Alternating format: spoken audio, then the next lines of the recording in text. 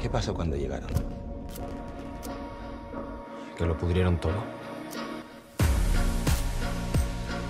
Un placer hablar con los dos. Enhorabuena por vuestra trama, porque la verdad es que es de las que más me tiene enganchado esta temporada. Quería empezar contigo, Paul. Bueno, tu personaje se llama Philip, pero de Príncipe Disney no tiene nada, ¿no? O sea, ¿cómo juega el personaje con la imagen que tenemos un poco del príncipe para un poco llevarla al terreno élite?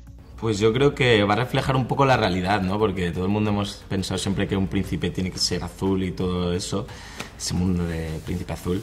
Pero yo creo que todo lo contrario, al tener tantos bienes y tanto poder y no recibir un no por respuesta, hay muy poca empatía por su parte y hay cosas pues que se reflejan que no son nada bonitas. Entonces, pues bueno, se va a ver, yo creo, lo que sería una imagen de un príncipe en un colegio, literalmente. Que, por cierto, aunque vale, está justificado, me parece fascinante que la monarquía de tu personaje haya decidido que las encinas precisamente sea el mejor lugar al que llevarle con el historial que tiene. Total. Ya. Bueno, también va por ahí un poco la trama, como que el nuevo director, Benjamín, es mucho más estricto y viene un poco a cambiar como estos años de desvío, que obviamente 2 muertes y una desaparición no es el mejor sitio para mandar a tus hijos, entonces viene un poco como a cambiar eso, y también creo que él es uno de los motivos por el cual como que él, Benjamín, pone como medidas mucho más estrictas. Y me parece curioso porque, bueno, eso también crea como a los personajes que ya estaban en el colegio, pues como que ya de primeras como les crea un prejuicio hacia él. Como que la entrada de Philip no es muy bienvenida porque como que la gente se lo tomó un poco a la defensiva, pero luego poco a poco se va abriendo, pero sí. Sí, cambia mucho las dinámicas. Claro. Es así. Sí, eso es. Georgina, ¿cómo va a cambiar un poco el cuento? Porque la verdad es que realmente era un caramelito que Cayetana se convirtiera un poco en la Cenicienta en esta temporada, pero obviamente no. No, creo que es como esa lectura es como la lectura fácil que se puede hacer, ¿no? De Cayetana, la limpiadora. Y me parece bien, porque también al final todos partimos de clásicos y todos partimos de... pues está bien, de cuentos, pero para nada va luego por ahí, y al contrario, creo que el personaje como que hace un ejercicio de madurez al final de la última temporada, de aceptarse a ella misma, y empieza esta temporada pues aceptándose a ella misma e intentando hacer las cosas bien. Y es verdad que eso choca un poco con la llegada de él al colegio, porque representa un poco toda la fantasía que ella se suele montar en su cabeza. Entonces ella está intentando huir un poco de ese mundo, pero a la vez como que siente una atracción hacia él que no puede evitar, y una fascinación. Entonces se acerca desde ahí, pero a lo largo que va avanzando la temporada, como sí creo que va haciendo un ejercicio consciente de que realmente, de ver si quiere estar con él, si no, qué le pasa.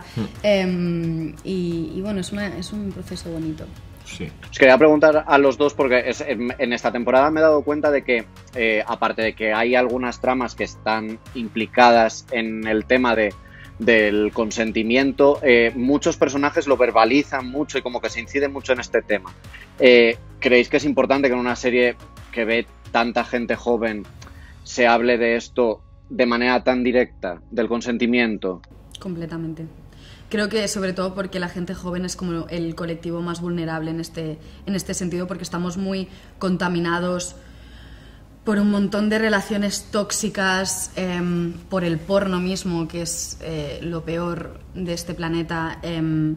Entonces creo que está muy bien que se muestre que también incluso dentro de una relación pueden haber abusos, pueden haber violaciones, que creo que en esta temporada precisamente se muestran como muchas tramas como relacionadas con este tema, ¿no? Y del consentimiento, de como leer al otro, ¿sabes? De tener empatía, como que sí que creo que es necesario que la gente lo vea para decir, ah, vale. Porque todavía creo que hoy en día mucha gente piensa que la violación es simplemente cuando es algo forzado, Totalmente. que te cogen y te tiran y te violan.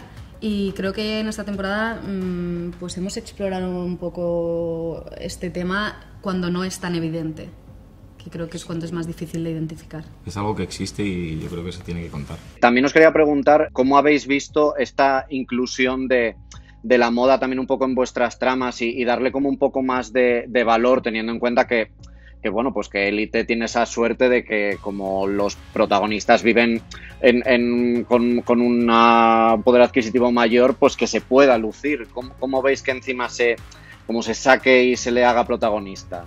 Hombre, a mí me hace gracia, es como que todos los excesos así dentro de la ficción pues mola, ¿no? Para eso te metes en la serie, para ver cosas que, pues bueno, que pasan, pero también están hiperbolizadas y eso, y mola verlas y vivirlas, así que está guay por mí.